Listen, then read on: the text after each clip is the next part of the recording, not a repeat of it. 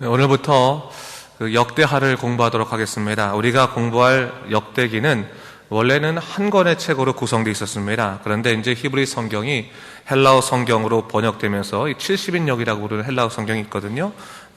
번역될 때 두 권의 책으로 나눠졌다고 합니다. 역대기라는 말의 의미는 히브리 성경의 원래 제목, 히브리 성경의 원래 제목 디브레 하야밈이라고 하는 그런 말을 번역한 것인데, 그 시대의 사건들, 이런 뜻을 갖고 있어요. 그 시대의 사건들.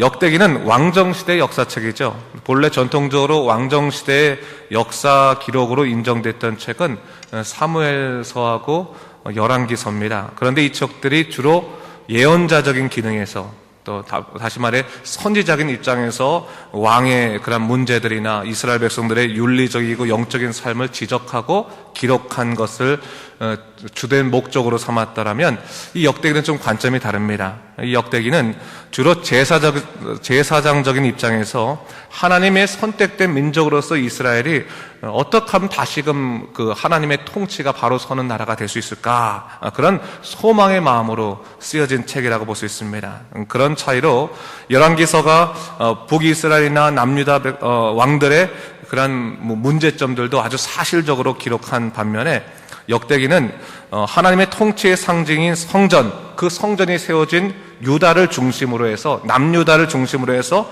하나님의 선하신 역사에 집중하면서 글을 쓴 책이다라고 볼 수 있습니다. 그래서 이 역대기는 남유다만 나오는 거예요. 열왕기는 북이스라엘, 남유다 다 나오지만, 자, 우리가 배울 오늘 역대하는 하나님의 성전이라고 하는 하나의 주제에 초점이 맞춰져 있습니다. 그런 의미에서 이 성전 건축의 주역인 솔로몬이 아주 의미 있게 다루어져 있습니다. 사실 역대기는 그 저작 시기가 바벨론 포로 시기 이후입니다. 그래서 학자들은 바벨론 포로 생활을 하고 돌아온 사람들 중에 하나가 이 책을 기록했으리라 보고 있는데, 그들 중에 에스라가 기록했을 것이다라고 하는 그런 의견들도 있습니다. 중요한 것은 포로기가 이미 솔로몬의 성전이 회파된 이후의 일이기 때문에 이 책을 저술한 사람은 새로운 성전에 대한 강한 소망이 있는 사람이었다라고 볼 수 있습니다. 그래서 역대하는 성전을 지으려는 솔로몬의 이야기에서부터 시작해서 새로운 성전을 지으라고 명령을 하는, 칙령을 내리는 고레스의 칙령으로 마무리되고 있는 것을 볼 수 있어요. 성전이라고 하는 것이 역대하의 아주 기본적인 주제다라고 생각하고 보면 되겠습니다. 자, 그렇다면 오늘 본문을 좀 우리가 공부하도록 하는데요, 제가 1장 1절을 한번 읽어보겠습니다. 보세요, 여러분. 다윗의 아들 솔로몬의 왕위가 견고하여 가며 그의 하나님 여호와께서 그와 함께 하사 심히 창대하게 하시니라 했어요. 다윗의 아들 솔로몬의 왕이 견고하다. 그래서 왕위가 견고하다. 다윗의 하나님이 솔로몬과 함께 하시기 때문에 유대가 심히 창대해졌다라고 증거하고 있습니다. 성경 기자는 유다의 창성함의 이유에 대해서 하나님이 함께 하셨기 때문이다라는 것을 분명히 이야기하고 들어갑니다. 그리고 하나님께서 다윗과 약속하셨던 것처럼 유다를 향한 복을 굳건히 지켜주셨다는 사실을 또한 이야기하고 있습니다. 여러분, 오늘날이요, 우리가 삶의 형통함의 이유를 다시 한번 생각해 볼 필요가 있습니다. 여러분, 첫 번째 이유가 뭐겠습니까? 역대기는 사실 유다 역사의 기록이잖아요. 개인으로 따지면 뭐예요? 일기와 같은 거, 일기와 같은 거. 성경 기자는 이전에 솔로몬 시대의 영화를 생각하면서 그 영화는 오로지 하나님께서 허락하시기 때문에 가능한 일이었다는 것을 고백하고 있어요. 매 순간 하나님을 생각하며 그분의 다스림에서 삶의 안정감을 누린다면 우리는 절대로 하나님을 배제하고 인생의 문제나 인생의 영화의 문제를 생각할 수 없을 것입니다.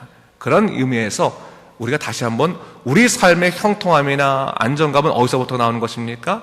하나님의 함께 하심에서부터 나온다. 하나님의 동행하심에서부터 나온다는 것을 잊지 말아야 된다는 거죠. 자, 오늘 하나님의 성전에 대한 기록을 시작하면서 솔로몬을 우선적으로 언급하고 있습니다. 솔로몬은 사실 위대한 왕이죠. 하지만 그가 말년에는 그 위대함이 추락하고 말았습니다. 왜 그렇습니까? 그가 하나님을 전적으로 의지하고 살아가야 되는데 의지하지 않고 자기 생각으로 이웃나라와 결혼 정책을 해가지고 수많은 우상들이 들어왔죠. 결국 그도 우상 숭배를 하면서 그 어리석은 인생을 살아간 그런 불쌍한 사람이 됐습니다. 그래서 그 하나님을 배제한 채 살아가는 인생이 얼마나 어리석은가를 증거한 책, 그것이 뭡니까? 전도서죠, 전도서. 솔로몬이 전도서를 쓰면서 아마도 하나님을 생각지 아니하고 한 자기 인생이 얼마나 후회스러운가를 아마 전도서를 통해 썼을 것 같아요. 그런데 이 역대하는요, 사실 솔로몬의 이 어리석은 삶의 모습에 대해서는 증거하고 있지 않습니다. 열왕기는 증거하고 있는 반면에 증거하고 있지 않습니다. 이것은 솔로몬의 허물을 가리려고 하기보다는 하나님의 성전 건축이라는 특별한 사명을 강조하기 위해서 그 성전을 지으신 선한 지도자로 세운 그 솔로몬에 대해서 좀 강조하기 위해서 그렇게 했다라고 볼 수 있어요. 솔로몬은 허물을 가리려는 게 아니라 솔로몬은 성전 건축에 있어서 중요한 하나님의 도구였다라는 것을 강조하기 위해서 다른 것들은 쓰지 않고 성전 건축에 관한 것만 집중해서 이야기하고 있는 것을 볼 수 있습니다. 자, 우선적으로 오늘 본문을 보면요, 솔로몬이 하나님의 성전을 지을 수 있었던 이유가 무엇인가, 그것을 좀 먼저 얘기하는 거예요. 그가 특별한 능력이 있는 사람이었기 때문인가, 그가 특별한 자격이 있는 사람이었던가, 그게 아니라는 거예요. 솔로몬이 하나님의 성전을 지을 수 있었던 분명한 이유는 뭐냐? 그가 하나님 앞에서 신실하고 겸손한 사람으로 서 있었기 때문에 하나님께서 그를 성전 짓는 자로 사용하신 것이다 라는 것을 우선적으로 이야기하는 겁니다. 여러분, 하나님의 성전을 지으려면 하나님 앞에서 겸손하고 또한 신실해야 된다는 것을 다시 한번 이야기하고 있는 것이죠. 자, 오늘 본문에서 솔로몬이 이스라엘의 온 회중과 함께 기브온 산당으로 갔습니다. 그곳에 하나님의 회막이 있었기 때문이죠. 이것은 그들의 모든 삶의 문제를 내려놓고 하나님의 임재 앞으로 나아갔다는 것입니다. 여러분, 오늘날 우리가 하나님께 예배 드릴 때 우리 자신의 문제를 가지고 하나님의 예배 장소에 예배 드리러 옵니까? 아니면 우리의 삶의 문제를 떠나서 오로지 하나님께 영광 돌리기 위해서만 하나님의 임재의 자리에 옵니까? 다시 한번 생각할 필요가 있는 거예요. 이스라엘 사람들의 예배 형태는 항상 산 위지 않았습니까? 성전이나 특별하게 구별된 장소였잖아요. 그들의 삶의 모든 것을 내려놓고 하나님께 영광 돌리기 위해서만 하나님의 임재의 자리로 왔단 말이에요. 그게 첫 번째였다는 거예요. 원래 우리 예배도 마찬가지입니다. 여러분, 우리가 우리의 문제를 해결받기 위해서 하나님의 임재 앞에 나온 것입니까? 아니면 하나님의 임재 앞에 나와서 오로지 하나님께 영광 돌리기 때문에 하나님께서 기뻐하셔서 우리의 삶의 문제를 해결해 주시는 것입니까? 삶의 문제가 해결돼도 두 가지가 전혀 다른 거예요. 하나님께 영광 돌리기 위한 것이 우리 인생의 목적이 되어야 한다는 것을 오늘 본문에서 분명하게 얘기해 주고 있는 거예요. 자, 다윗이 기브온 산당에 나와서 하나님께 1천 번제를 드립니다. 1천 번제는 1천 마리 양으로 번제를 드렸다는 거죠. 그런데 여러분, 그 1천 번제를 드렸을 때 이 잘못 부분요, 1천 번제가 이만큼 하나님께 헌신을 다하고 뭐 충성을 다했기 때문에 하나님께 축복해 주시지 생각하면 그건 조금 이 1천 번제에 대한 그 의미에 좀 오해가 있습니다. 이건 사실 1천 번제를 드렸을 때 그 기브온 산당 근처가 어떻게 됐겠습니까? 완전히 피밭이었겠죠, 그렇죠? 이스라엘 백성들의 그 제사는 피의 제사거든요. 수많은 그런 동물들이 다 죽어졌으니 얼마나 피 냄새가 진동있겠습니까? 그 피, 그 동물의 어떤 죽음을 가지고 다시 제사 드릴 때 그때를 보면서 그들이 느꼈던 게 무엇이었겠습니까? 철저한 자기들의 죄를 봤을 거라는 사실입니다. 자기들의 죄 때문에 사실은 동물이 죽어간 거 아니에요, 그렇죠? 재물이 죽어간 거 아니겠습니까? 그 피의 제사를 통해서 대속이라고, 하나님의 은혜가 없으면 우리가 죽을 수밖에 없다라고 하는 그 대속의 그 은총을 분명히 느꼈을 것이고, 야, 인간은 죄인이구나라는 것을 분명히 느꼈을 것 같아요. 바로 그 1천 번제를 통해서 그들은 하나님 앞에 우리는 죄인입니다, 우리는 아무것도 아닙니다라고 하는 것을 온전히 느끼면서 하나님께 제사를 드렸다는 거예요. 자, 그럴 때 하나님께서 솔로몬에게 나타나셔서 그에게 말씀하시죠. 뭘 말씀하십니까? 내가 너에게 무엇을 줄까? 그렇게 얘기합니다. 그때 솔로몬이 무엇을 구합니까? 일반 사람 같으면 자기 삶의 문제, 뭐 여러 가지 뭐 보아의 문제, 뭐 부의 문제, 건강의 문제, 이것을 얘기할 것 같았지만 오늘 본문에 보니까 솔로몬은 하나님을 향해서 뭘 얘기하고 있는 거예요? 다윗을 향한 하나님의 은혜를 생각하면서 그 은혜에 합당한 지혜와 지식을 달라고 얘기하고 있어요. 자기 백성들을 잘 다스릴 수 있는 지혜와 지식을 주시옵소서. 하나님의 백성들을 잘 다스릴 수 있는 지혜와 지식을 주시옵소서. 자, 하나님은 솔로몬이 부와 재물, 영광이나 원수의 생명 멸하기를 구하지 않고 또 장수도 구하지 않고 내 백성을 잘 다스리기 위한 지혜와 지식을 구한 그 마음을 기뻐하면서 다른 것들도 허락하신다. 이렇게 본문에 나와 있습니다. 여러분, 우리가 바로 이 솔로몬의 마음을 좀 생각할 필요가 있어요. 솔로몬은 무엇을 구했다는 거예요? 자기의 영광을 구하지 않고 누구의 영광을 구했다는 거예요? 하나님의 영광을 구했다.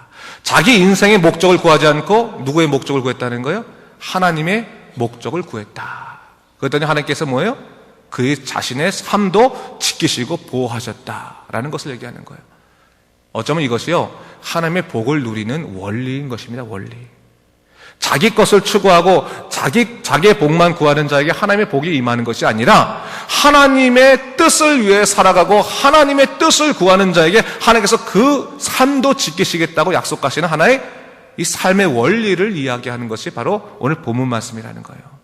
솔로몬이 위대한 왕이 될 수 있었던 것은 그 자신이 위대하기 때문에 위대한 능력이 있었기 때문에 위대한 왕이 되었던 것이 아니라 그가 하나님 앞에서 신실하고 겸손하게 자기를 내려놓고 오직 하나님의 뜻만 구했기 때문에 하나님께서 그를 기뻐하셔서 그에게 축복을 허락하셨다라는 사실을 이야기하고 있는 것입니다.